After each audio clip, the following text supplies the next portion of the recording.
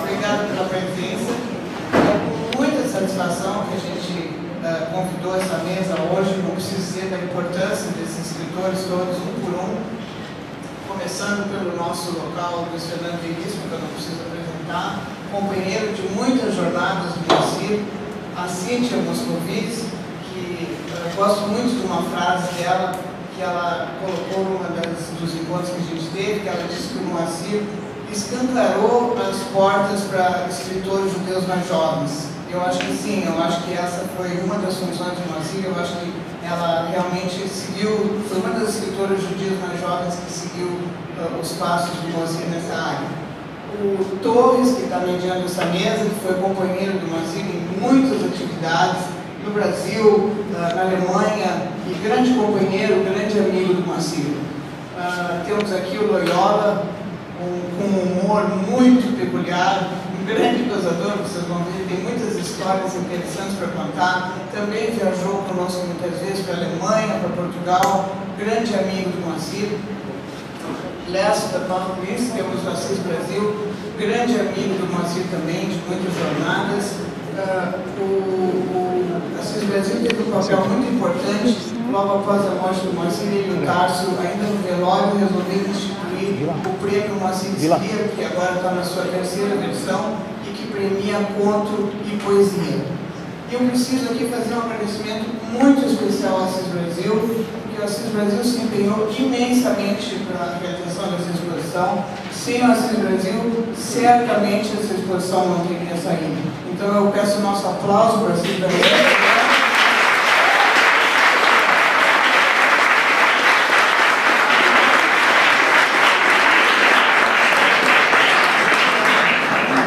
Realmente, desde o início, nós contamos com o auxílio dele como secretário da Educação, já ia dentro da Saúde, mas ele trabalhava na Secretaria da Saúde.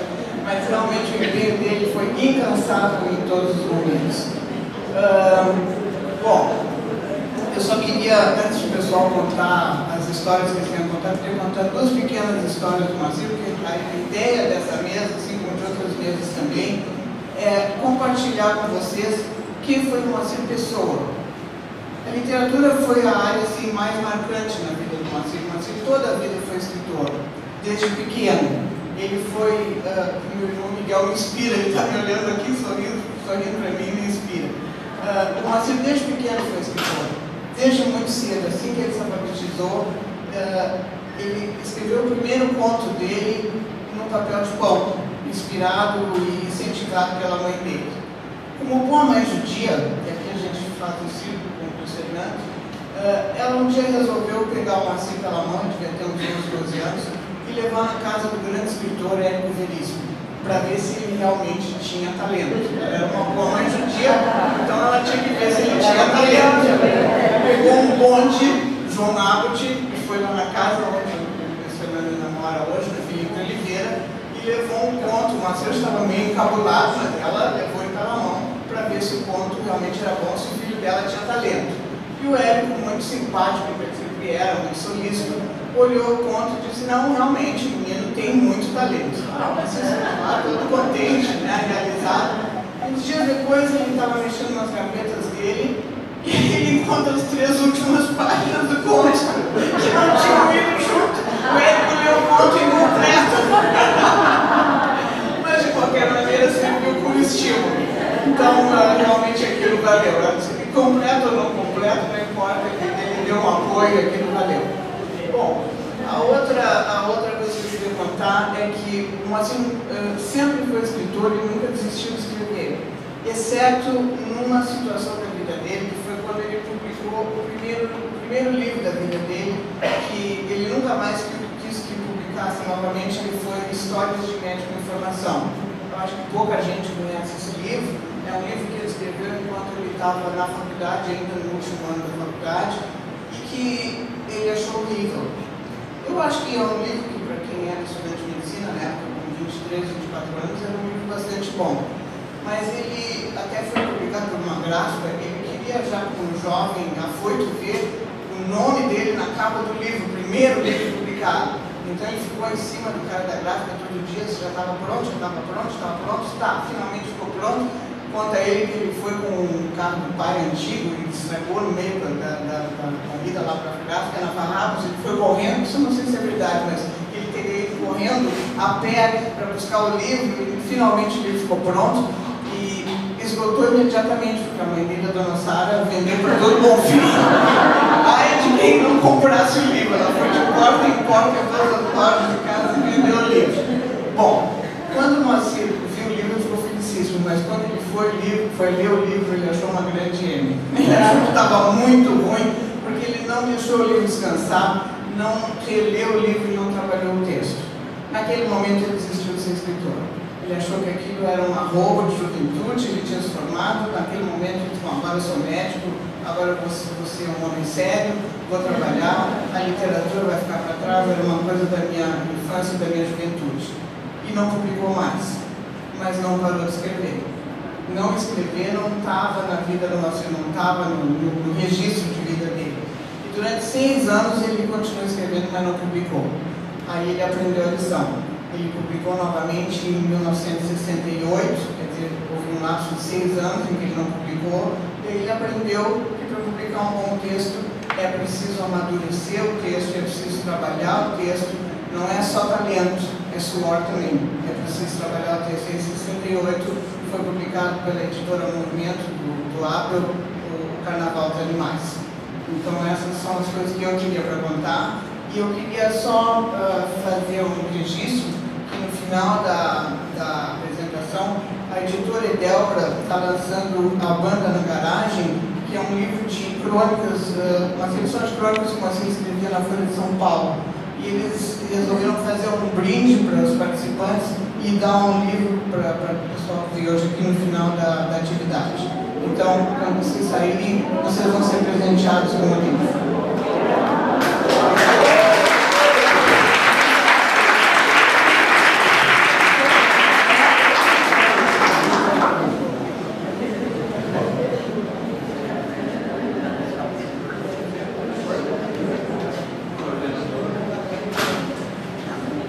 Boa tarde.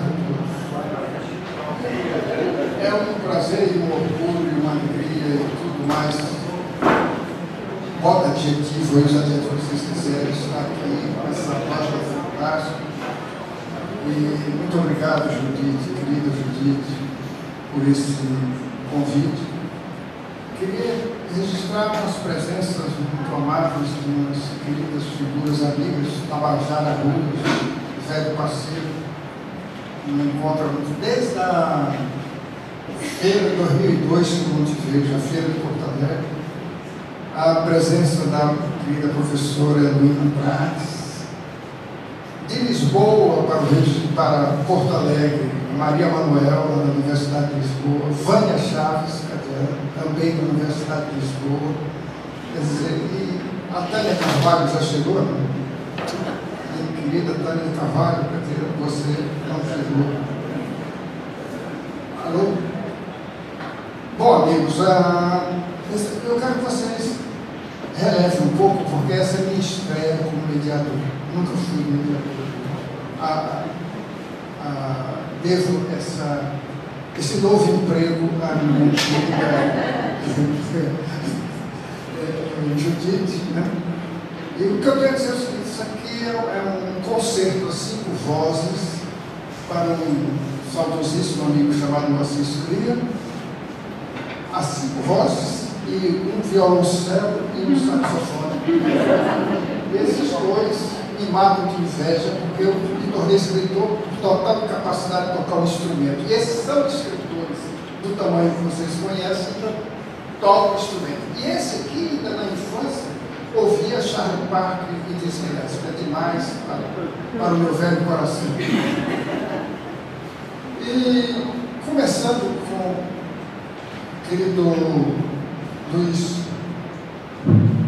Assis Brasil, que dispensa apresentação, todo mundo conhece a história dele, prêmios, etc. Tudo.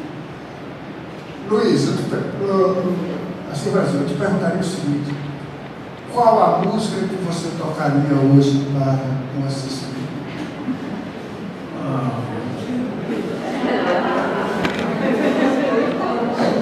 A resposta é um pouco esse nome, Marcelo. A primeira música de uma peça para violoncelo de Bach, né? que é uma delícia. Uma sucessão de músicas, dizendo uma linguagem bem simples, e tem um prelúdio absolutamente transcendental. Acho que sim, ele me entenderia. Agora conte uma história, as suas histórias como você escreve.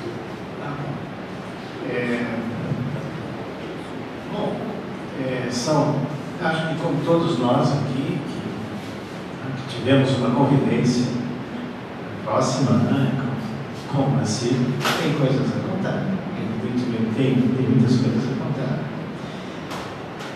E eu vi ali uma preocupação muito intensa com a saúde alheia. Né? No caso, eu era o alheio. E nos encontrávamos muitas vezes caminhando na rua, em sentidos inversos. Né? E eu queria falar alguma coisa e ele dizia: não, isso é uma injustiça, tem que continuar. Mas aí ele mesmo parava. Dizia: já fizeste aquele exame anual? Não fiz. Eu vou fazer. Disse: não, pode deixar de fazer. Isso é um absurdo. E aí começava a me incentivar, né, a fazer o exame que todos os cavalheiros devem fazer. Né? E o pior é que me cobrava, e às vezes em público, e dizia: a saúde é uma questão de saúde pública. Então ele era realmente, enfim, eu teria inúmeras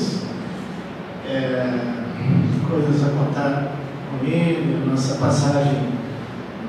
Lá fui cicerone em Lisboa, Judite estava com ele, estava também o Walter Galvani, e assistimos a um jogo do Brasil. O Brasil perdeu, foi na Copa do Mundo, foi uma Copa do Mundo. E eu pensei que não gostasse de futebol, a Judite deve saber a real, a verdade. Né? E ele foi assistindo, e à medida que o Brasil ia jogando mal, ele foi ficando realmente muito chateado com aquilo, muito incomodado com aquilo. Ele estava assim, absolutamente arrasado. Disse: poxa, no dia seguinte vai ser complicado, porque nós tínhamos uma visita à Sintra.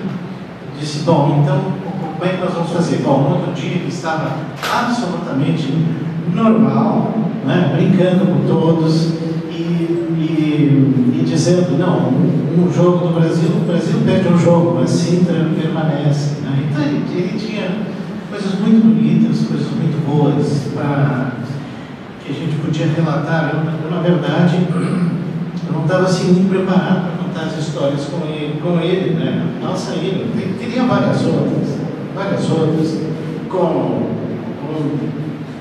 lá mesmo, tinha uma reunião de escritores na Torre do Tombo, acho que foi em outra ocasião.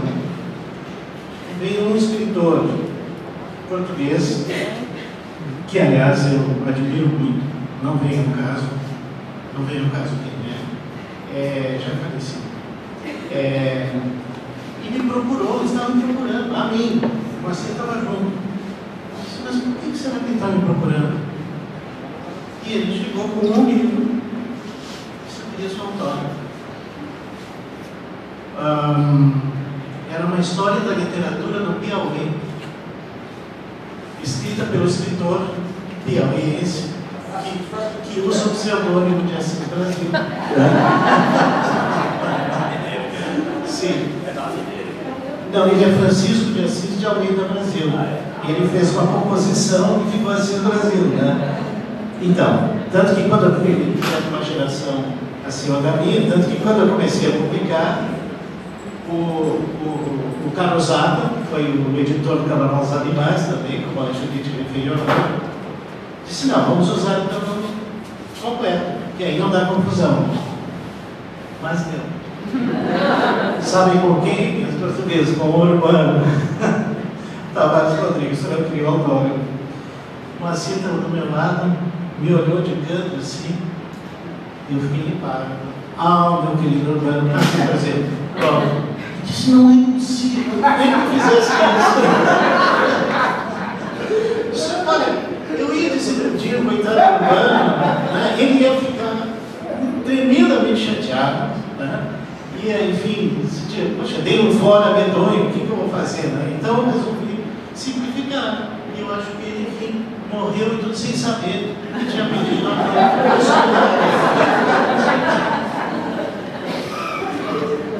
E eu assim estava do meu lado, ele disse, mas não é, mas escuta, é um cara tão certinho, tão cartesiano, eu pensei que tu ia tentar esclarecer o assunto. Ele disse, não podia. Depois ele me concordou, eu disse, é mesmo, acho que eu teria feito a mesma coisa. Enfim, teria inúmeras coisas e tal. Eu tinha pensado várias coisas para falar, né? E considerando que, enfim, eu já estou habituado ao texto escrito por uma questão acadêmica, né?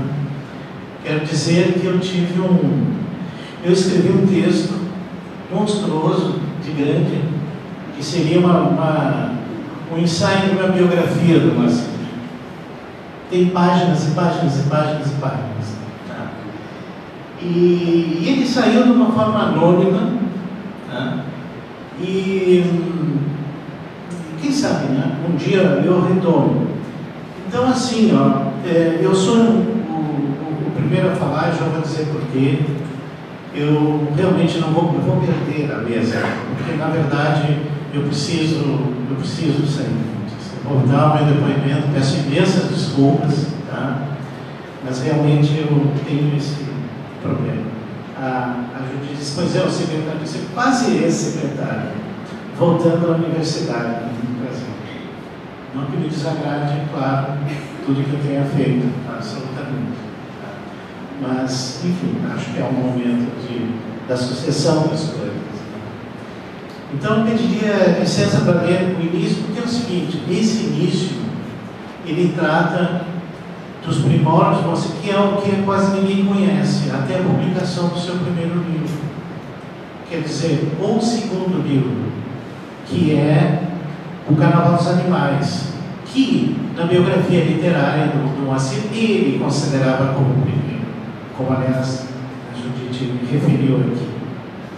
Então, como eu achei que enfim, né, consegui realizar alguma coisa que pode ser útil, quem sabe, a outro, quando, né, enfim, a uma pessoa, quem sabe mesmo, para fazer uma biografia, né, do Moacir, já tem uma base aí para começar, que eu chamo assim de A Verdade Conduz uma Vida. Eu usei como epígrafe uma passagem do Isaac Bashevis Singer que diz: temos de acreditar no livre-arbítrio, não temos escolha. Claro, esse humor magnífico, né, do Singer. Então, eu digo assim, prometo, não vou chateá-los muito, porque, como eu disse, o texto é muito longo e nós ficaríamos até amanhã, eu lembro todo. Mas eu quero ler esse iníciozinho que trata desses primórdios do escritor, Moacir Escrivá. Então ele diz: uma história, quando avaliada do fim para o início, apresenta apenas um caminho possível, isto é, aquele que linearmente conduz às circunstâncias que encontrou no seu término. Essa rota torna-se então por uma espécie de mágica, na única e inevitável. O protagonista não poderia seguir outro rumo senão aquele que seguiu. E a epígrafe se justifica. Já quando uma história é relatada do início para o fim, ela apresenta em seu percurso inúmeras possibilidades, vários cruzamentos, acessos secundários, descobertas, decisões melindrosas, variantes inesperadas. Essas ideias surgem quando se reflete sobre o itinerário existencial e literário que levou um menino, filho de imigrante da Bessarabia e criado no bairro judaico de Porto Alegre, a atingir a Academia Brasileira de Letras, a mais vernácula de nossas instituições. Se pensarmos nessa história pessoal pela ordem inversa, tudo fica muito simples. Ele atingiu a academia, em seu caso, porque é um grande escritor brasileiro. E é um grande escritor brasileiro porque muito leu e muito escreveu. E se muito escreveu e leu, isso deu resultado. Isso tudo é porque tinha um talento superior para a literatura, talento esse que já transparecia na escola. Quando ganhou um concurso literário, fez as primeiras redações. Já em casa, permitiam-lhe acesso a uma boa biblioteca e, ao nascer, contemplaram-no com um livro de presente. Nessa ordem contrária à linearidade cronológica e crescente, a história torna-se inexorável. Mas, de certo modo, nós a trivializamos. Quero propor um método mais verdadeiro e talvez mais cativante. Aquele que irá descobrindo o surgimento de uma vocação e a prevalência de uma vontade absolutamente determinada. O protagonista dessa história é o Moacir Escrivá. Sua vontade é que orientou os seus passos, sua vontade é que determinou suas escolhas, e sua vontade, enfim, foi que fez a sua vida. Não estou pensando, por óbvio, no fatídico sintagma poder da vontade, tão a gosto das doutrinas fascistas. Falo aqui de uma determinação serena, que não o cegou nem o transformou num severado que luta por um ideal abstrato e inalcançável, bem diverso, portanto, de uma de suas célebres personagens, o capitão Birolitian do exército de um homem só. A determinação de Moacir era de ser um escritor. Não apenas um escritor para seus pares, para o quarteirão, em que caminhou a sua infância. Queria ser um escritor de verdade. Para isso, impôs-se privações e foi obrigado a abdicar de tudo aquilo que faz a delícia de quem saboreia por completo a vida. Creio, entretanto, que estou antecipando as coisas. Hoje, no bom fim, o começo. Hoje, com certa crise de identidade bastante descaracterizada sob o aspecto arquitetônico, o bairro do Bonfim abrigava há 6 décadas a maior parte das moradas de judeus imigrados no século XX. Havia lojas modestas, algum comércio, fábrica de móveis e pequenas confecções. As casas eram baixas e as calçadas ainda apresentavam aquelas lajes retangulares de arenito rosa que se partiam ao menor peso e eram difíceis de reparar. As lojas de móveis persistem algo modernizadas e o pequeno comércio foi substituído principalmente pelos bares. Na verdade, Bonfim transformou-se no bairro da boemia porto-alegrense. Ali pontifica o Ocidente algo ruidoso, algo contestador, algo outsider, e que nos últimos tempos protagoniza festejados encontros literários. Nesse bairro, Porto Alegre, nasceu Moacir em 1937. O nome indígena evoca o filho de Iracema, de José de Alencar. Foi uma homenagem ao escritor cearense. O Jaime, nome intermediário, é usual entre a comunidade judaica, pelo menos na época. Quando Moacir nasceu, Érico Milício tinha 32 anos. E já publicara, entre outras obras, Clarissa, Caminhos Cruzados, Música ao Longe e Um Lugar ao Sol. Trabalhava na livraria do Globo e um ano antes de nascer o filho Luiz Fernando. O papai José Escrias possuía uma fábrica de ombreiras de lã e depois de acolchoados. A mãe de Sara Slavutsky era professora. A casa, já velha, em cujo forro os ratos apostavam corridas, tinha, entretanto, um belo pátio tapado por um matagal que, no dizer do escritor, transformava-se em outro planeta, num mar em que ele velejava ou uma floresta africana. No Bonfim, o menino Moacir gastava as solas de seu sapato indo à escola, maravilhando-se com as fachadas em que brilhavam os anúncios luminosos. Nas janelas superiores habitava às vezes uma gaiola com canários belgas. No outro lado da Avenida Oswaldo Aranha, o majestoso Parque da Redenção respirava seu frescor vegetal. Na primavera, os odores confusos das flores vinham até a calçada. Não eram apenas impressões visuais e olfativas. As auditivas tornaram-se importantes. E o que Moacir escutava? Tentemos imaginá-lo num entardecer de verão porto-alegrense, quando o calor amainava a sua tirania de fogo e as pessoas dispunham as cadeiras porta fora. A busca de uma brisa, em geral, não vinha. Ali conversavam sobre suas experiências da travessia do Atlântico, as durezas do trabalho, o acolhimento da nova pátria. Recuperavam também as histórias de suas terras, onde caía a neve e que ainda eram vivas nas paisagens da memória.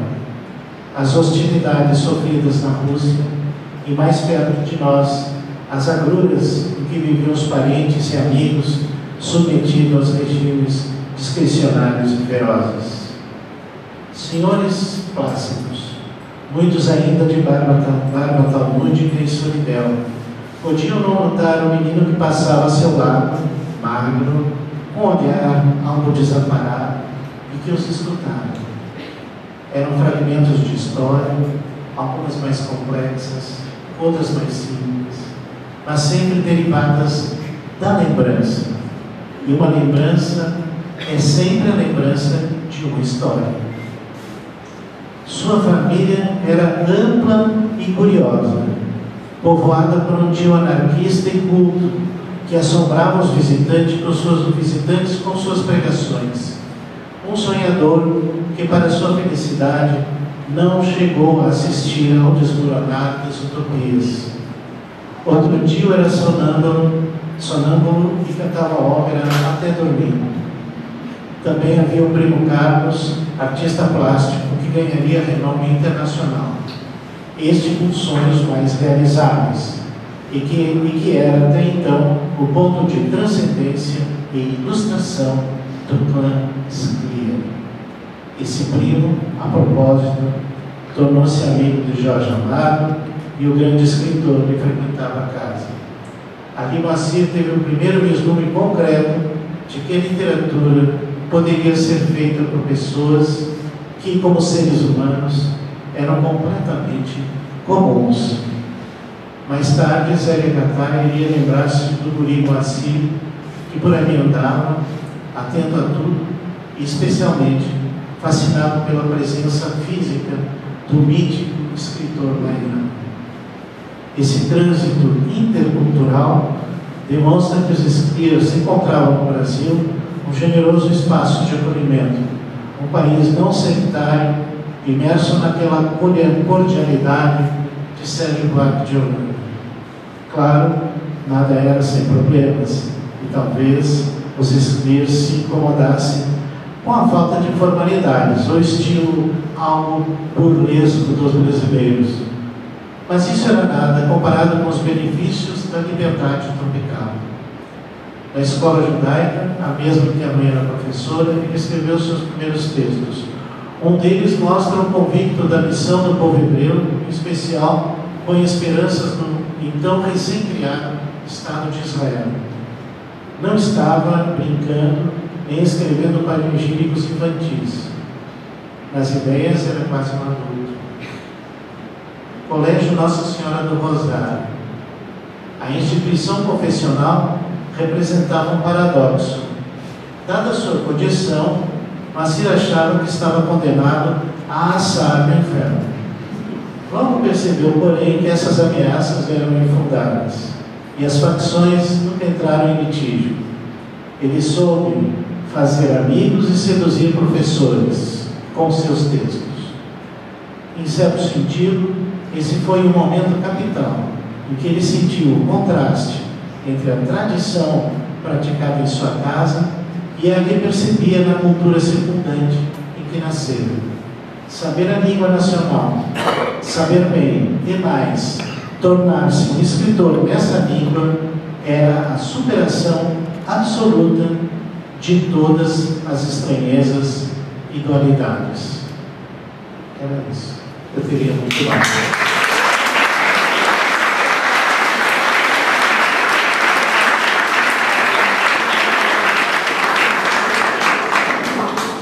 O texto, como eu disse, é enorme, né? Então, esse iníciozinho, como era o primeiro a falar, e você é o primeiro a tirar, eu achei que poderia ser o início, né? Começar pelo início. Obrigado. Peço desculpas, então. Com licença.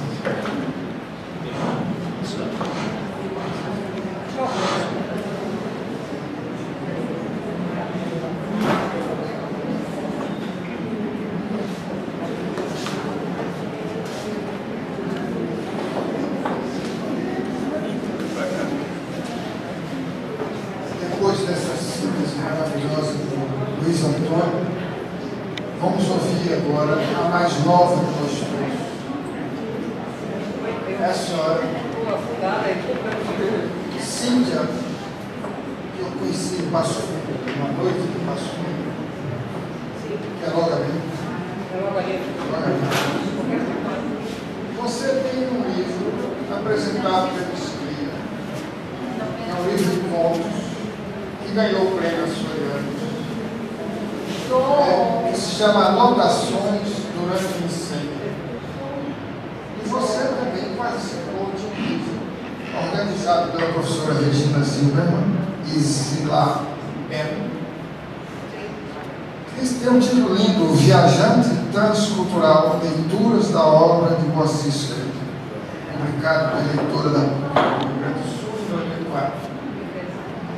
Eu gostaria que você falasse dessa sua relação com o texto que escrevia, dele com o seu, e do que ele deixou para as novas gerações. Como essas novas gerações, sobretudo aqui no Sul,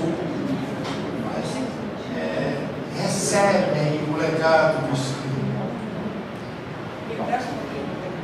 Outro que eu sei filho. Tá passando? Ah, não? Não, beleza. Não. Não? Tá bom. Obrigado. Acho que aqui melhorou.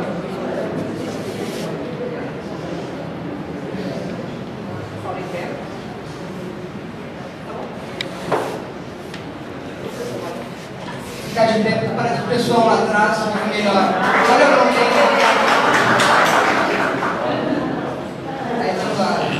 O pessoal tentando lá. Então deixa eu falar, eu falo assim, melhor.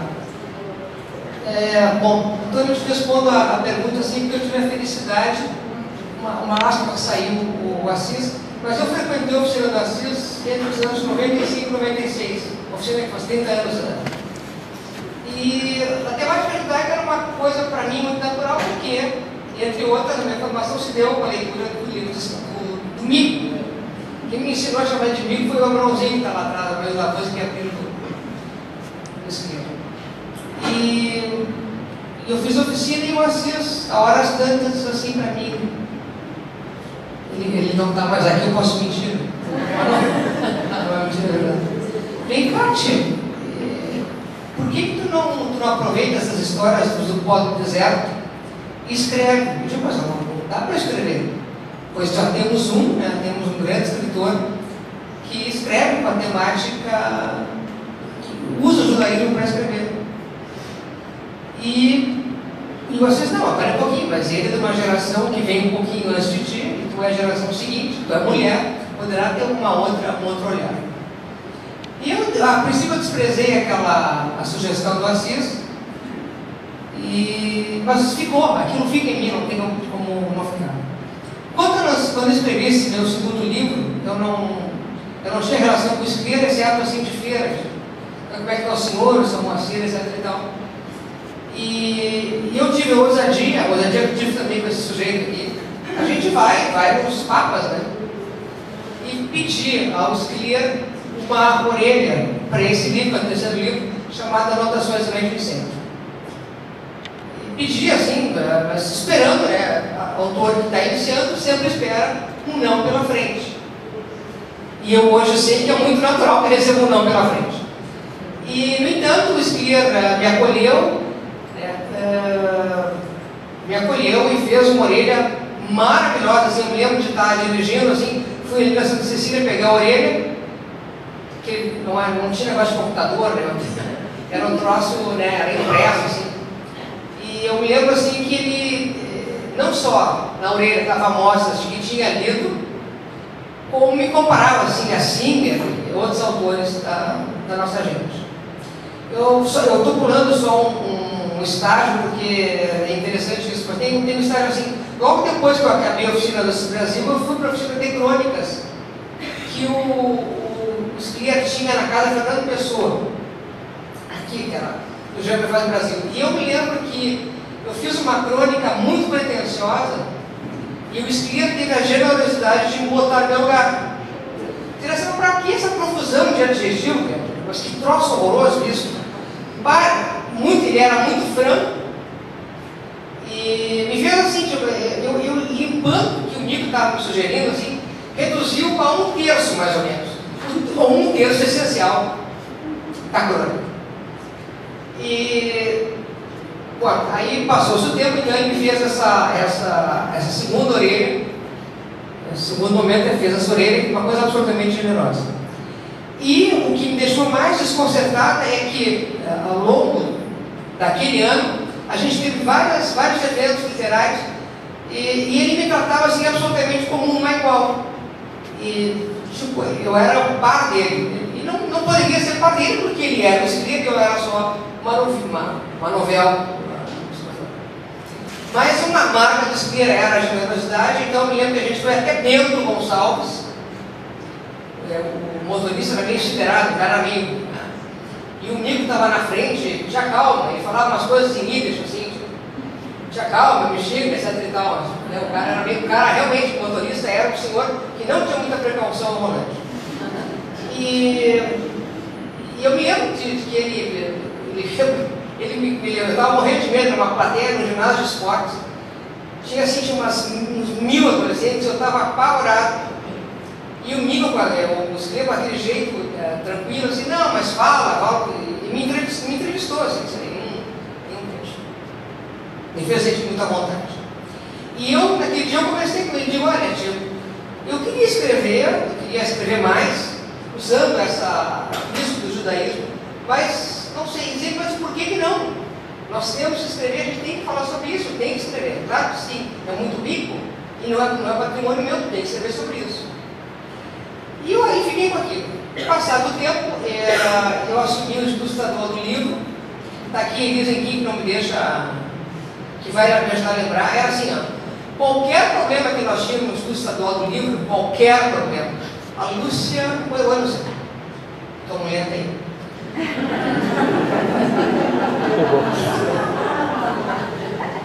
Ah, meu Deus, a Lúcia está aí. E eu digo, qualquer problema que nós tínhamos assim, sei lá, furava autor em cacimbinhas, o que é que nós vamos chamar? Chama o Scliar, que o Scliar vai. E o Scliar ia. Assim, ia para ganhar R$300 dali a 2 anos. Ele ia. Ia com todo amor, com todo desprendimento. Não era custoso para ele, não era custoso encontrar leitor, não era custoso nada.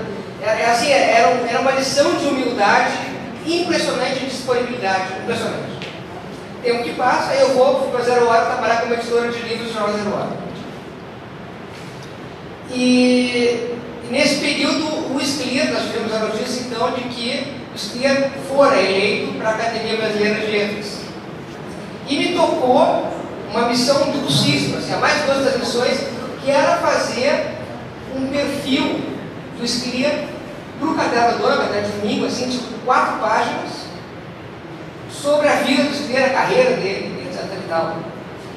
E essa matéria me rendeu uma bela matéria, e parte dessa matéria está no Viajantes Cultural, que a Regina organizou, mas me renderam, assim, tardes que eu não via passar do Scliar contando coisas.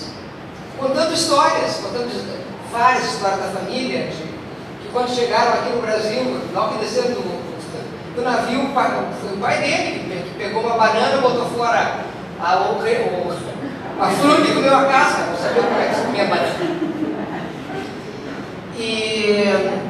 E eu me lembro dele, naquela entrevista longuíssima, que demorou mais de 2 dias a entrevista, naquela entrevista aquela professora que deu para ele um prêmio de redação, mandou para a redação do jornal essa redação do Scliar, que ganhou o prêmio.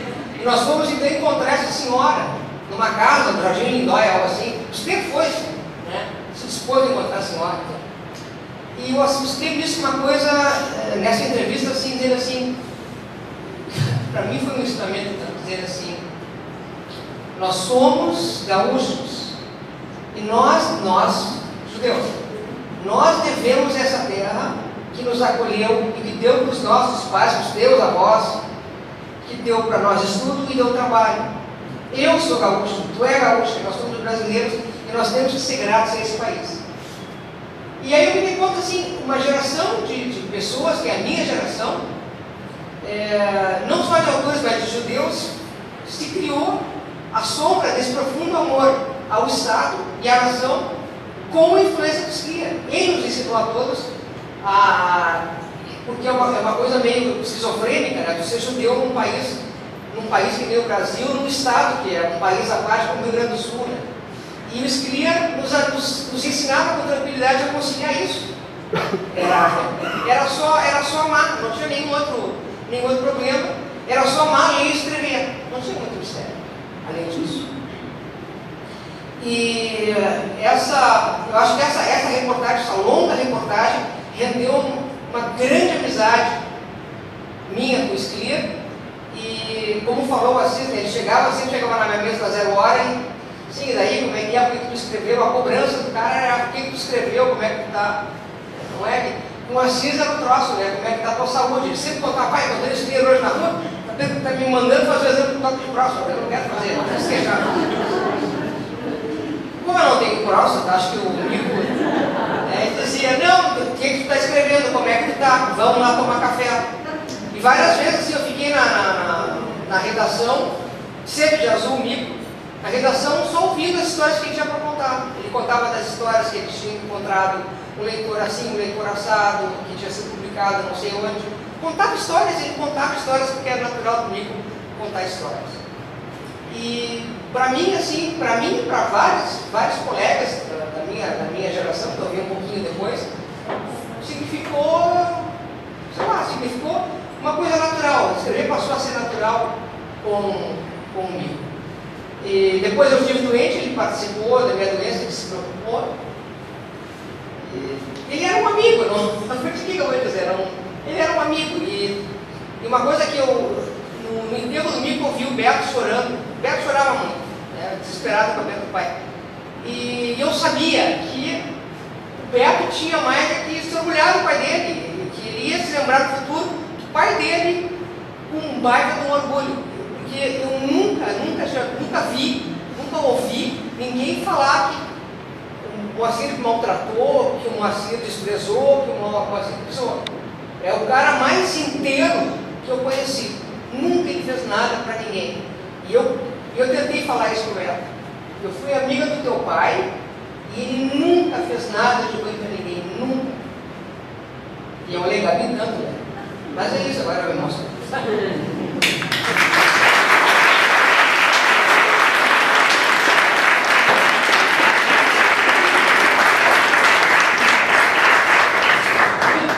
Constar, que eu fiz, meu dever de casa, anotei tudo bonitinho, mas acho que diante de vocês não precisa dizer o que é que Cintia escreveu, mas acho que não custa nada lembrar que ela ganhou o prêmio Érico Veríssimo pelo conjunto da obra e entre outros prêmios, que ela é autora de um livro que me deliciou chamado Porque Sou Gorda Mamãe. Publicado pela mesma editora que me publica lá no Rio de Janeiro, né? E Cintia gente, além do mais, tem um título que antes me dizia muito. E vocês vão entender por quê, porque eu sou do Nordeste brasileiro e o livro dela é essa coisa brilhante que é a chuva, que agora virou uma coisa brilhante para paulistas, etc. Quer dizer, ela agora pode se tornar novamente uma best-seller com esse título, que é lindíssimo. Eu vivo dizendo meu reino por um título aí, um ponto desse, né? Inácio Loyola Brandão, do meu coração, velho parceiro dessa geração do Esclia, Luiz Fernando Veríssimo, e nós, no dia que encontramos com o Esclia, passamos a encontrar com o Esclia em tudo quanto era aeroporto, sala, auditório, etc., o Brasil todo. Queria lembrar umas coisinhas do Loyola. Como o Esclia, ele também é um escritor prolífico. Não sei se já deve ter uns 70 títulos ou mais que o Esclia tem, mas se não tem, está chegando lá, né? E é autor de romances importantíssimos, como Zero, que foi publicado na Itália e no Brasil, foi proibido pelo Armando Falcão, e etc. Tem peças de teatro sobre Jorge Luiz Borges, tem livro para crianças, tem livros, biografias, autobiografia, está saindo agora um livro baseado na história li na Folha de São Paulo hoje, está saindo um livro autobiográfico dele. A Folha mentiu. Mentira. Para isso servem os jornais, senão, se não fosse a mentira, como é que a gente ia sobreviver? Um dos grandes feitos do Loyola mais recente desse século XXI é O Menino que Vendia Palavras, que foi o prêmio Jabuti de melhor livro de ficção do ano. E também ganhou em 2007 o prêmio da Fundação Biblioteca Nacional com o melhor livro infanto-juvenil. A literatura de Loyola foi descrita por ninguém menos que Antônio Canto. Ele foi descrito como dono de um realismo feroz. Mas para falar do Esclia, não há ferocidade nenhuma. Então fala, eu já vi que você escreveu uma verdadeira e longa história. Conte-a para nós.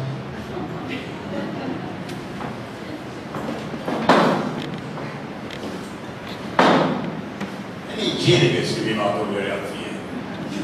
Eu venho mentindo ao longo dos anos, eu invento biografia minha. E cada vez eu invento uma coisa, mas esse é outro problema.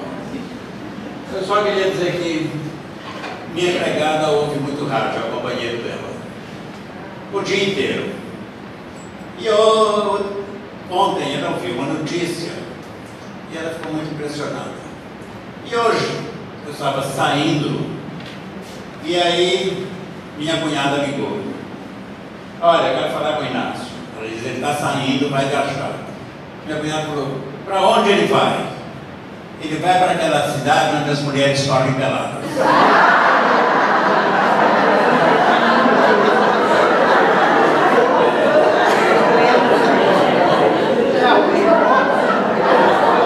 Eu não sabia dizer para ela.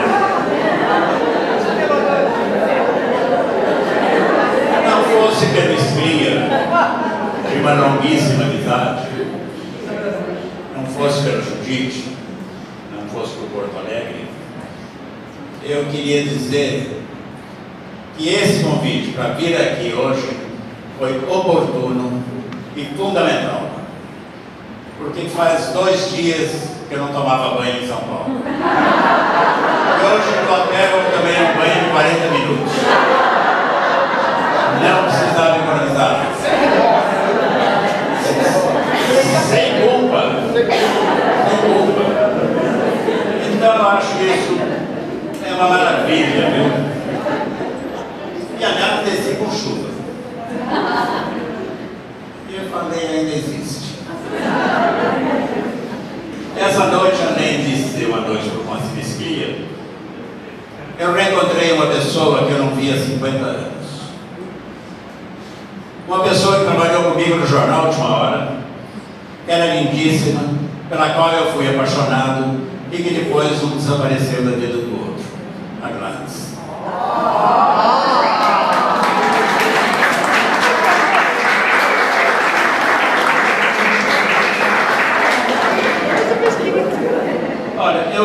falei lendo, mas eu fiz umas anotações, porque hoje é um pouco emocionante para mim. A última vez que eu encontrei o Scliar foi a caminho de Pirenópolis.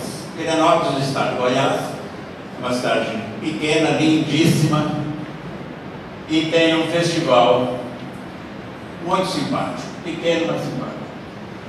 Desci no aeroporto de Brasília e já encontrei o Scliar e já tinha alguém nos esperando e tinha uns jornalistas e o Scliar falou: esta é uma amizade de 50 anos. Deve ter sido isso, só que eu não lembro a primeira vez que eu encontrei com ele e a partir da qual nós passamos a conviver. Pegamos uma van e fomos para Pirenópolis. E ele foi no banco da frente, ele queria ver a paisagem. Num determinado momento, a Márcia, minha mulher, perguntou para o Scliar: alguém já foi eleito por unanimidade na Academia Brasileira de Letras? Ele virou para trás, orgulhosíssimo, e disse: eu. E aí eu senti que ele estava feliz. Parece que o Torres agora foi eleito por unanimidade. Da minha geração, 4 já foram para a academia: a Nélia Pinhon, Ana Maria Machado, o Torres e o Scliar. E o João Paulo. Sim. O próximo é o Veríssimo. E essa noite também é muito importante para mim, porque eu conheci um personagem lendário das crônicas brasileiras, a neta do Veríssimo.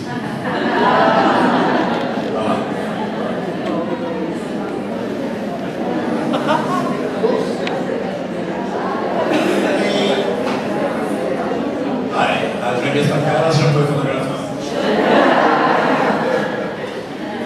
Em 1977, 76 para 77, eu publiquei um livro chamado Cães Danados, um livro infantil. Meu primeiro livro infantil. Eu, na verdade, não gosto muito dessa designação, rotulação. Eu escrevo. E escrevo para qualquer pessoa, quem quiser ler. Eu li Jorge Amado com 11 anos. Era uma bobagem isso. Publiquei Os Cães Danados por uma editora de Belo Horizonte chamada Comunicação, dirigida pelo André Carvalho. E o André Carvalho era um homem, vamos dizer, ousado, porque ele criou uma coleção infantil completamente diferente, que era a coleção do Pinto. Que começou com um livro revolucionário chamado O Menino e o Pinto do Menino. Que não é o Pinto que vocês pensam, era o Pinto Galinha, filho da galinha. E que provocou a censura dos velhos autores e autoras de literatura infantil brasileira. Quiseram até proibir. Mas enfim, publiquei para essa editora o Cães Danados. No mesmo mês, me ligaram e disseram: olha, no Rio Grande do Sul, o Moacir Scliar publicou O Mês dos Cães Danados. Eu falei: e agora? Do que será o livro dele? A gente não tinha WhatsApp, nem Twitter, nem Facebook, nem e-mail, nada, nem telégrafo. Mas um dia eu me encontrei com ele e disse: do que é o seu livro? E era um romance, e o meu era infantil. Falei: os dois têm um título semelhante. Ele falou: daí, você é uma coisa, eu sou outra. Deixe o povo fazer a diferença. Se o seu é bom, fica; se o meu for bom, fica, e vamos em frente. Mas eu, meio desassossegado, tempos depois mudei para O Menino que Não Teve Medo do Medo, porque o livro é sobre o medo, sobre essa aventura do medo. Bom, em 85 fomos em caravana para Portugal. Uma caravana organizada por um dos escritores mais legais, mais solidários, mais amigos, mais engraçados, Ricardo Ramos, filho do Graciliano, que fez um grupo delicioso. E fomos para lá. Nesse grupo, tinha a Adélia Prada. A Adélia Prada era a primeira vez que viajava de avião. E estava inquieta, agoniada, com medo e suando. Subiu no avião com o terço na mão. E Deus a protege. Por sorte, o Moacir chegou lá e disse: fica tranquilo, qualquer coisa que acontecer, eu estou aqui, eu sou médico. E ela deu um beijo no Moacir. Então Deus e o Moacir protegeram a Adélia desde a primeira viagem. Estávamos ainda em Portugal e o Oswaldo França Júnior, que foi um dos mais sacanas, grande figura, sacana, safado, engraçado, divertido, bonito, sedutor. O Oswaldo França Júnior quis que tinha, porque tinha de levar uma coroa de flores ao túmulo de Camões. Eu escrevo: por quê? Ele tem Camões que veio com a gente, com essa coisa toda, assim. Não, eu tenho um compromisso com Minas. Sabe lá qual era o compromisso de Camões com Minas. Mas ele conseguiu que um grupo fosse até lá. Ninguém queria ir. Aí o Esquerda topou, no fim, todos toparam, a gente foi. E no fim o Esquerda falou assim: na verdade, isso foi uma grande gozação do Oswaldo França Júnior. E ele saiu de lá e a gente foi para uma sessão da Cinemateca. E a coisa que ele mais fez foi tentar seduzir a bilheteira do cinema. E conseguiu. Eu, o Ivan e o Esquerda íamos indo para uma sessão da Cinemateca, onde ia passar Memórias do Cárcere. O filme do Nelson Pereira dos Santos, que é do Graciliano. E a Heloísa, a viúva do Graciliano, estava com a gente em Portugal. Era uma mulher maravilhosa. E caminhamos. E de repente a gente não sabia mais onde a gente estava. Paramos, perguntamos ao português assim: tal rua, qual é? Ele falou assim: vocês estão vendo ali 3 ruas. Não é a da esquerda, não é a da direita, é a outra. E nós achamos. E aí o Esquerda explicou: é a lógica, você elimina as possibilidades de erro e você acerta. Aí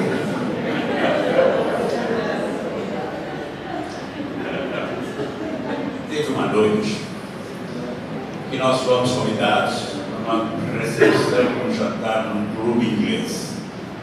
E chegamos a uma casa solene, vetusta, muito melhor que essa aqui, imponente, inglesa.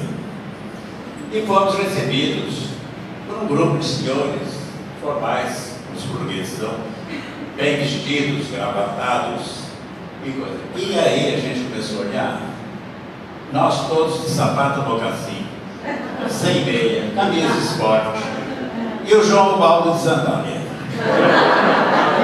Fomos recebidos numa antessala, mostraram-nos uns quadros belíssimos, passamos por uma biblioteca, lindérrima, tudo encadernado, e aí fomos andando, e o Moacir disse assim: onde é que vamos? E o jantar, porque a gente estava morto de fome.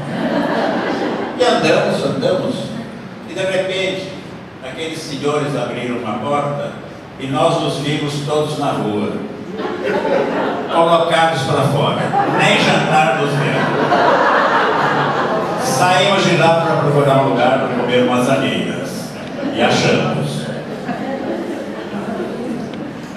E teve um outro coquetel na Embaixada Brasileira, e bonito, bebida, escritores portugueses, editores portugueses, livreiros portugueses, jornalistas e nós. E aí uma hora estava eu, a Mérida, o Ricardo e o Esquerda, e a gente ouviu atrás de nós 3 escritores portugueses conversando, dizendo assim: eles pensam que eles vêm aqui ocupar nosso lugar nas livrarias, ó. E a gente estava tentando fazer um acordo de boa cooperação entre nós e eles. Mas enfim, não ocupamos o espaço de ninguém. Mas uma ótima foi no Grande Hotel do Porto. Não tem nem português aí, tem?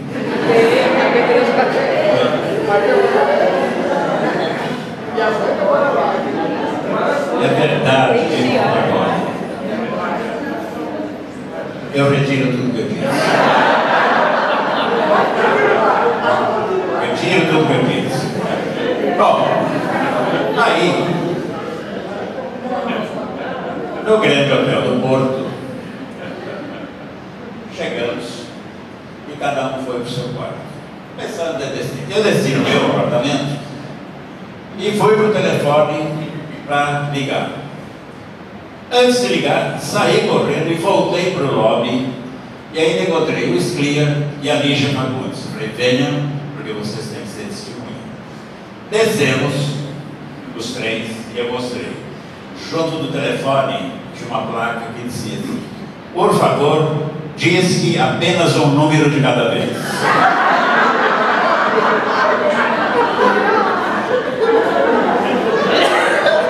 Aí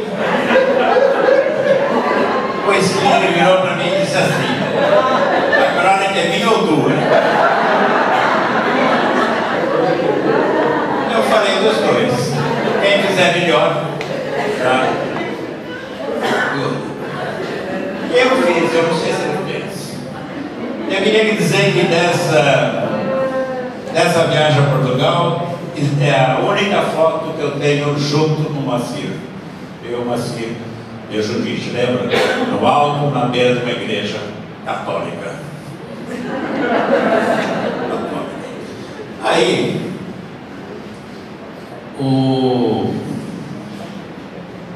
fomos a Coimbra e fomos visitar um dos maiores autores portugueses, Miguel de Torga. E ele já ali, mas de uma simpatia, de uma cordialidade, nos recebeu. E a gente foi conversando, a gente nos ofereceu uns biscoitos, umas coisas, foi muito. E aí, alguém perguntou, acho que foi o Ricardo Ramos, perguntou uma coisa, e ele nos contou que a cada edição nova do livro dele, ele mexia na edição, ele trabalhava em cima da edição. E eu fiquei olhando e o Moacir aí ficou interrogando, mas como? Mas o livro está terminado, o senhor ainda mexe? Ele diz, o livro está vivo sempre, enquanto eu estiver aqui, o livro estiver, eu vou mexer enquanto eu quiser. Mesmo dizendo assim, o livro é meu, eu faço o livro que eu quero. E aquilo também me impressionou muito, sabe? Você poder mexer quando você quiser no livro e quando você estiver vivo. Eu, além de ter mudado o título do livro, eu mudei outro título de livro. Eu tinha um livro chamado O Ganhador e hoje ele se chama A Noite Inclinada. As pessoas dizem, pode mudar? Eu falei, o livro é meu.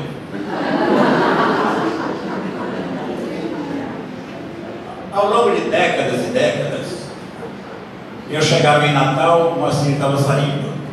Eu chegava em Belém, eu saía de Belém e ele estava chegando. Eu lembro que em Corumbá, eu estava falando numa sala e ele estava falando na outra, num lugar. E assim esses anos todos a gente correu. Poucas pessoas talvez tenham percorrido esse país como nós temos feito, inclusive motores. Ele acho que ganhou de mim, porque eu chegava num lugar assim, o Sclia teve aqui. Aí eu disse assim, tenho que ser melhor do que ele. E eu, claro, que não conseguia. Ele era um cara curioso, eu ouvi ele falar muitas vezes. Ele começava lendo, assim, meio titubeante, uma coisa assim, não vai dar nada. E aí ele ia engrenando e ele ia comendo pelas bordas. Quando você via, você estava dentro, entregue, inclusive com uma cultura. Tem algumas pessoas com as quais eu nunca quis estar junto no palco. O Sclia foi uma e a Marina Golacete a outra. Você entrar com a Marina Golacete no palco é você saber que vai ser coadjuvante. Tem aqueles jogadores que não chamam, dão assistência, dão a bola para o outro para cá. A gente fica ali. meio cabeceando. Essas coisas de... A gente viaja muito, em cada lugar tem um poeta local, o cronista local, o contista local, quando não o romancista local, que nos dão os livrinhos. E a gente recebe. E a gente recebe. E às vezes no fim da viagem tem 10, 12, 15. Eu olho sempre, sabe? Por um vício e por um dever. E claro, tem coisas às vezes boas. Eu já trouxe coisas boas, mas tem coisas que você não sabe por que o cara tem. Cada um tem um sonho. Então eu respeito o sonho dele, mas eu não preciso estar dentro. E aí o que faz? Uma vez eu deixei esses livros em Minas, era um projeto da tinha gente de cidade, e eu tinha meia dúzia de livros inomináveis e deixei no armário embaixo do cobertor. E fui embora para outra cidade, Governador Valadares. No hotel eu recebi um telefonema do gerente do hotel. Então eu já saí dizendo, você não achou assim? O senhor esqueceu os livros aqui, no guarda-roupa. E um dos livros era de autoria do gerente. E ele ficou meio chateado. Falei, não, minha cabeça que é ruim. Põe no correio, porte pago, eu pago lá em São Paulo. Ele pôs no correio e o hotel pagou. Mas com o Moacir aconteceu um fato que foi o seguinte: ele também, como todos nós, tinha esse problema. E um dia ele chegou em Porto Alegre com os livros, deixou no bagageiro do avião e desceu tranquilo, esquecido que ele era uma celebridade aqui. E chegou na porta, assim, doutor Moacir Escria, os livros o senhor esqueceu no bagageiro da poltrona 6C estão no balcão da Varig, pode vir retirar. Era aquele tempo que não existia Varig.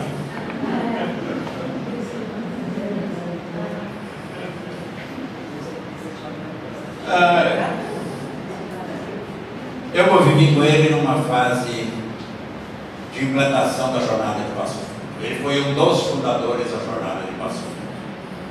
Ele, o José Guimarães, o Assis Brasil e outros. E ele, uma vez me chamaram, na terceira ou quarta, me chamaram para mediador. Mediador não. Eu ficava aqui selecionando questões. Essa vai para essa, vai para cá, ia passando. E o Josué ainda estava vivo. E eu fui separando e mostrei essas nossas filhas. Assim, você é louco. Para com isso. Porque uma das questões era assim: Josué, você quer se encontrar comigo na cuia meia-noite? E era uma sessão de jornada literária. Assuntos transcendentais, como a desconstrução da metalinguagem, essas coisas fáceis, a semiótica desesperada. Aí eu vou, não vai fazer essa pergunta. É claro que vou. 3.000 mulheres na minha frente, porque Passo Fundo é a jornada das mulheres. 90% mulheres e 10% de homens. E aí eu fiz e falei. E a plateia adorou. E naquele momento se instituiu assim, um certo humor dentro da coisa de Passo Fundo. Mais tarde, quando Josué morreu, eles começaram a procurar um mediador para as próximas jornadas. Parece que consultaram, inclusive, o Moacir para ser um dos mediadores, porque o mediador é o condutor daquilo. E aí ele disse que não podia por alguma razão e me indicou. Eu falei, jamais um gaúcho vai aceitar um mediador paulista. Mas no fim, fizeram uma enquete, eu fui e passei. Mas o Moacir está ligado profundamente a essa questão da jornada de Passo Fundo, que hoje é uma realidade internacional. A primeira vez que eu vi um laptop na minha vida foi em 94, na Feira de Frankfurt, na mão do Moacir. Eu que tarde, eu sou uma coisa. Eu ainda tenho máquina de escrever. Não uso, claro. E também não tenho celular. O celular que eu uso é da minha filha, que me empresta quando eu viajo. Eu não quero ser encontrado. Encontro quem eu quero. É um inferno o celular. Mas enfim, é outro assunto. O Moacir fazia uma coisa, ele foi o primeiro grande jornalista a fazer isso. Transmitir diretamente da feira, e a sessão de abertura ele passou para a 0 hora diretamente, naquele momento em que aquilo tudo estava acontecendo. Aí ele passou para cada um de nós fazer umas frases, e eu não fiz porque eu já me atrapalhei todo. Depois eu escrevi uma bonitinha e ele copiou para mim. Mas foi o primeiro laptop que eu vi, então foi fundamental. Há pouco a Judite estava em São Paulo e teve uma conversa como essa. E o editor da Veja estava assim, perplexo e ao mesmo tempo encantado com o profissionalismo do Moacir. Ele disse: eu ligo de manhã, peço uma matéria, um texto, de tarde está em casa. Nenhum jornalista faz isso, é a pior classe que tem. Trabalhar com colaborador, eu fui editor 30 anos de revista, vem atrás, um manda errado, não manda o que você quer, aí o outro assim, pronto, o texto do Moacir chegava sempre direito no tamanho que queria.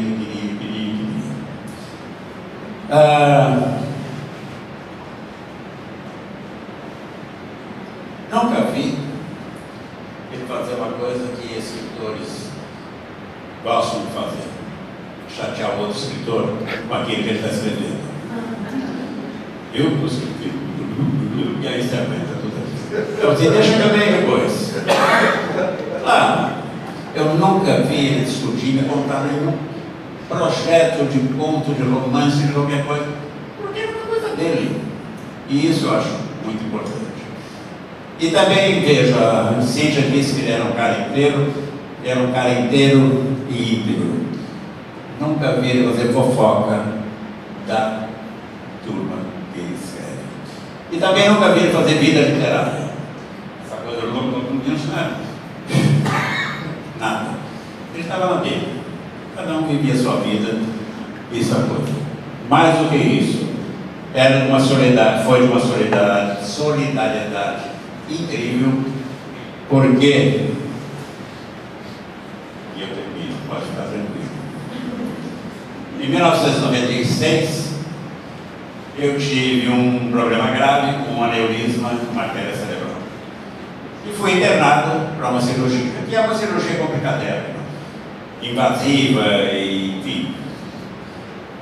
Tive a 1 milímetro da morte. No dia da cirurgia, jornais e revistas noticiaram, e a Márcia, minha mulher, recebeu um telefonema do Moacir e disse: Márcia, eu estou aqui, sou médico, estou pronto para ir para São Paulo e ficar aí, assistir a operação se puder e continuar acompanhando até se resolver. Quantas pessoas fazem isso? Pouquíssimas. E uma hora eu lembro, no dia seguinte eu acordei, saí de UTI, aquelas coisas, e a Márcia disse: olha, te ligou o Moacir e fez isso. E ela me disse chorando. Então esse era um amigo. Esse era um homem desprendido. Esse era um homem que se entregava aos coisas, aos amigos. Além do mais, para terminar agora de verdade, eu e ele éramos casados com 2 mulheres muito bonitas, a Judite e a Márcia.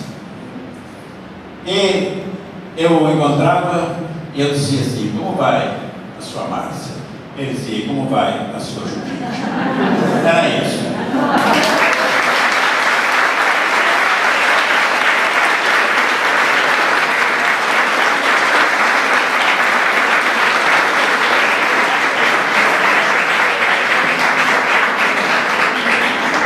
Esse é o cara. Luiz Ferraro Veríssimo, aquele que dispensa apresentações, diziam os locutores do serviço de alto-falante à voz. Então, eu estava vendo um vídeo ontem de você com Escria, com o Claudinei Ferreira, de mediador. Eu imaginei que fosse um Italo Cultural, já existia na de São Paulo, também já fiz, mas pode ter sido uma feira do livro, pode ter sido em outro lugar. E o Moacir conta que se tornou cronista por causa do Luiz Fernando Veríssimo. E ele aqui, às 0 horas, você saía de férias e ele ficava lá. E até o Claudinei brincou e disse assim, mas aprendeu a escrever horóscopo? Porque esse cidadão também sabe escrever horóscopo. Não é só saxofônica, sabe escrever horóscopo. Porque eu imagino uma arte das mais difíceis de ser praticada. Eu queria que você falasse disso, dessa relação sua com o Escria, e quando você voltava, você criticava ou gostava do que ele fazia? Achou que ele segurou o bastão legal? Né? Conte isso.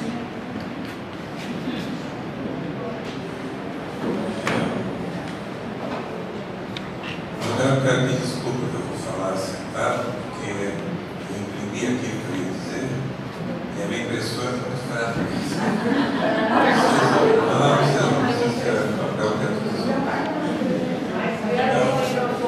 O Moacir foi um grande amigo, o Maior falou da solidariedade dele, foi muito solidário comigo também em certas ocasiões, e era uma pessoa inteira, né, sem dúvida nenhuma.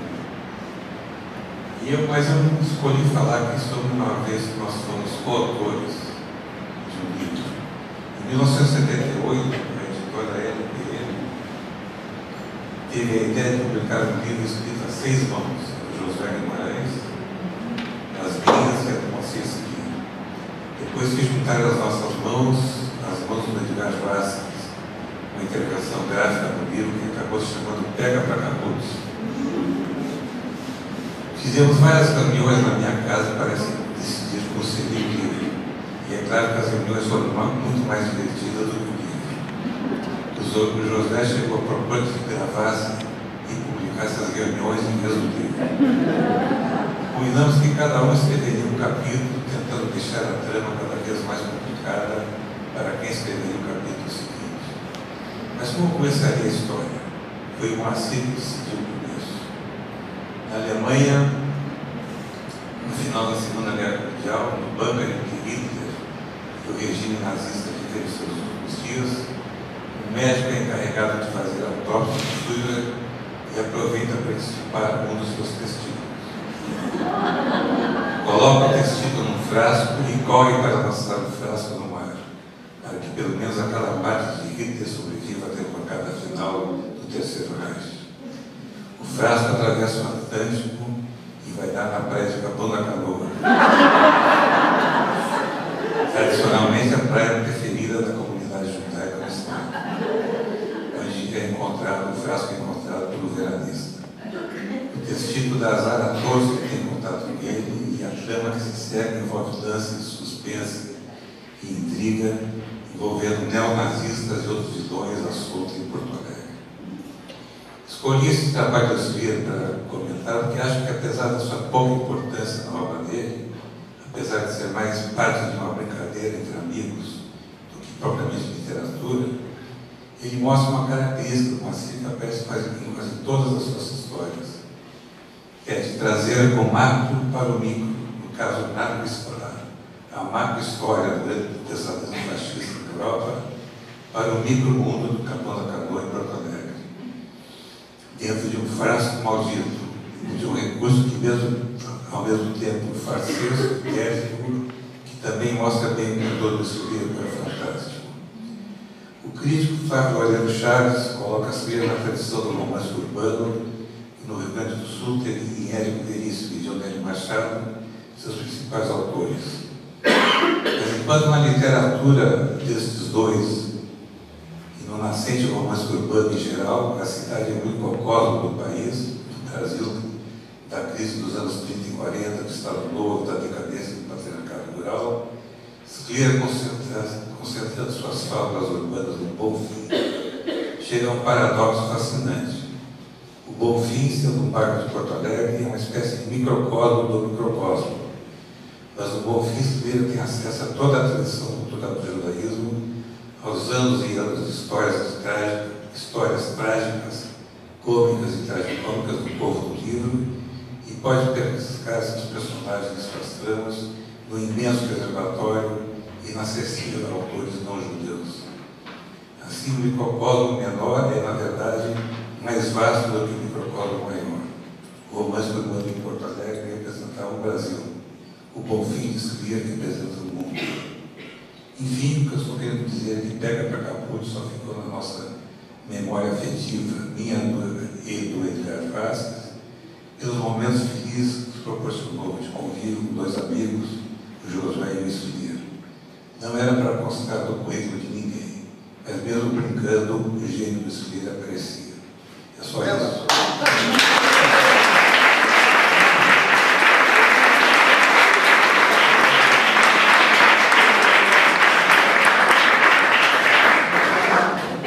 Imagem patente.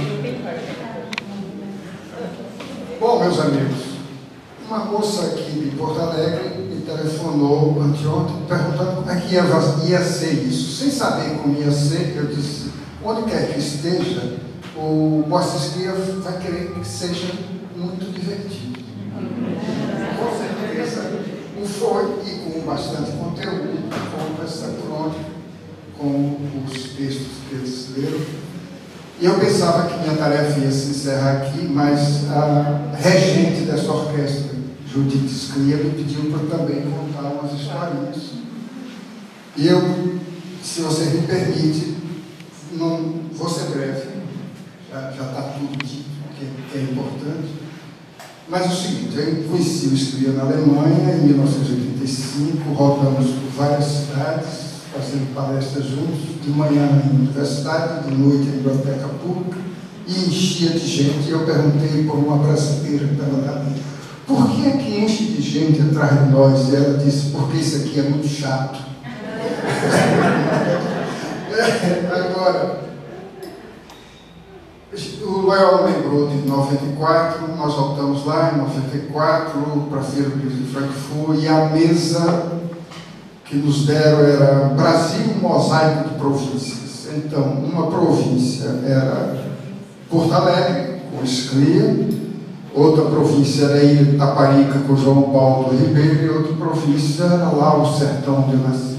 Então, eram essas as províncias da mesma.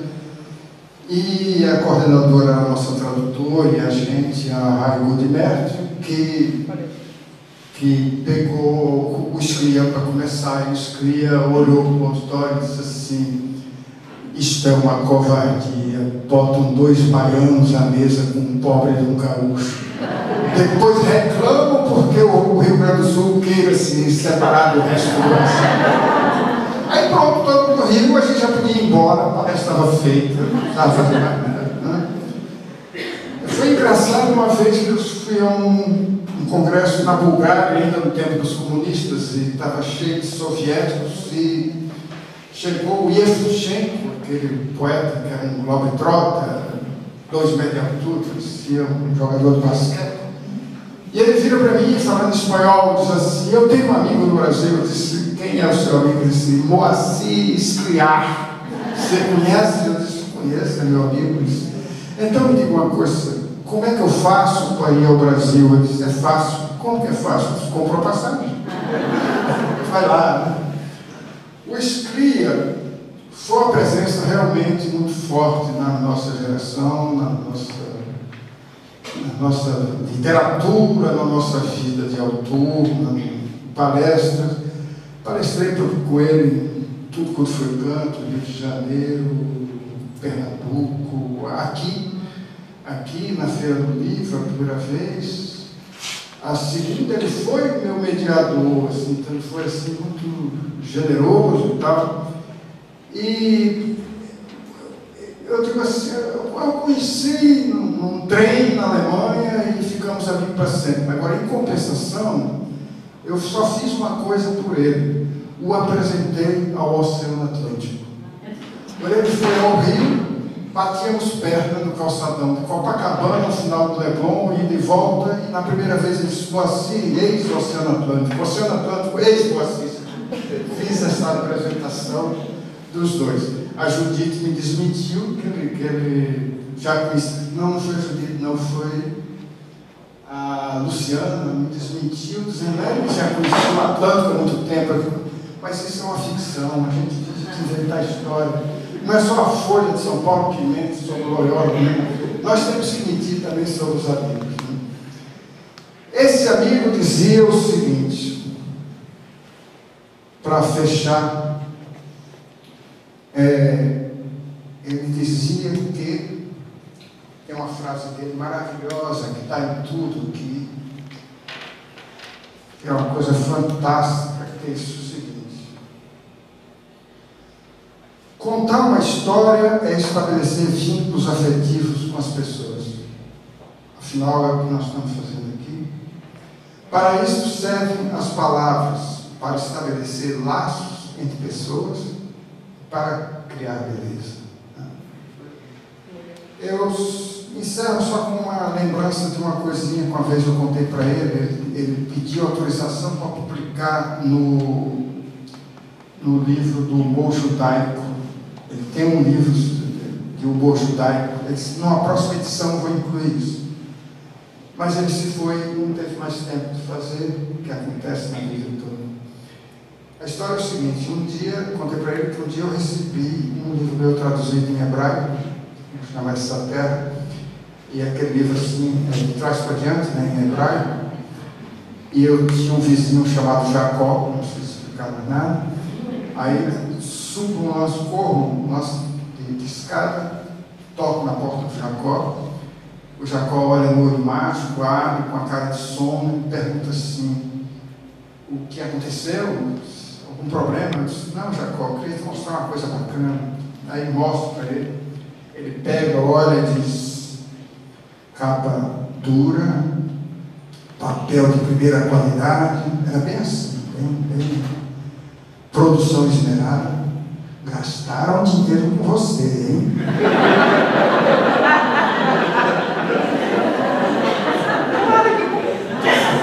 Mas se eu fosse você, eu não ficava tão alegrinho assim, não. Eu disse: por quê, Jacó? Não é Deus, né? Já vi que sim, tudo bem. Mas olha, não fica assim que nem um menino, saindo soltando foguetes por causa disso, não. Disse, mas por que, Jacó? Porque se bem conheço o meu povo, só fizeram dois. Um para emprestar e outro para mandar para você. Não vão para porra nenhuma. Tá bom.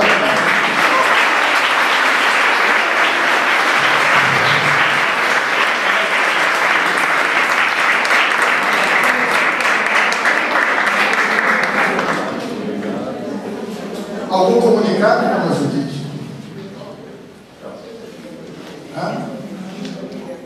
Obrigadão a todos.